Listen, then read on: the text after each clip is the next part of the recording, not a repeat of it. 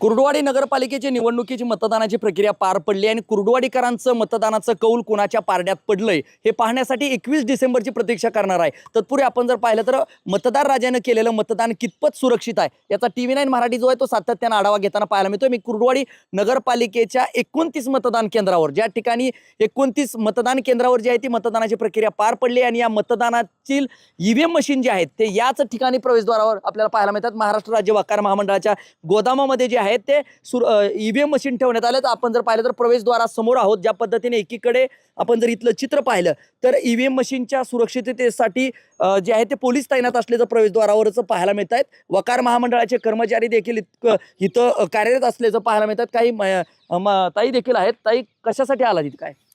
मी सौ रेश्मा नितीन आडगळे प्रभाग क्रमांक 3 मधून अनुसूचित जाती महिला राखीव या जागेतून उभा होते। तर एक उमेदवार म्हणून मी आज EVM मशीन बघण्यासाठी आलेले आहे। इथं पोलीस प्रशासन पण कडक बंदोबस्त आहे आणि आज मला बघायची संधी मिळेल असं मला वाटते, त्यामुळे मी आलेले आहे। राज्यभरात अनेक ठिकाणी EVM वर शंका घेतली जाते, कुठतर मनात धाकधूक आहेतच काय? तसं आता सांगायचं झालं तर शक्यतो तसं सगळ्यांना वाटतंय बरं का। पण बघूया आता येणारा दिवस 21 तारखे दिवशीच आपल्याला सगळं कळेल। कोणत्या पक्षाकडून निवडणूक लढवली? मी तसं पवार साहेब गटातूनच काम करत होते, पण आर्थिक अडचण असल्यामुळे मी अपक्ष उमेदवार म्हणून लढले आहे।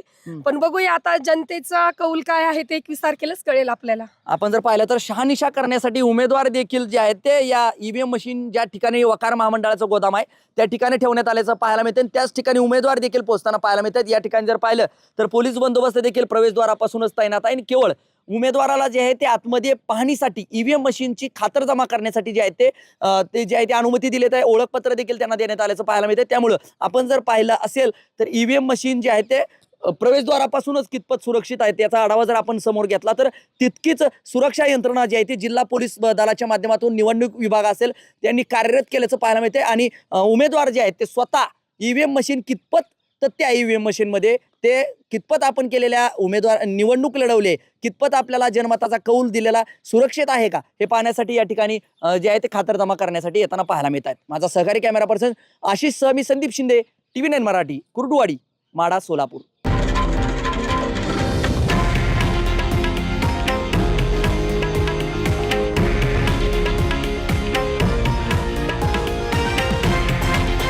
हे आहे देशातील नंबर 1 न्यूज नेटवर्क आणि आपण पाहत आहात TV9 मराठी, एकमेव।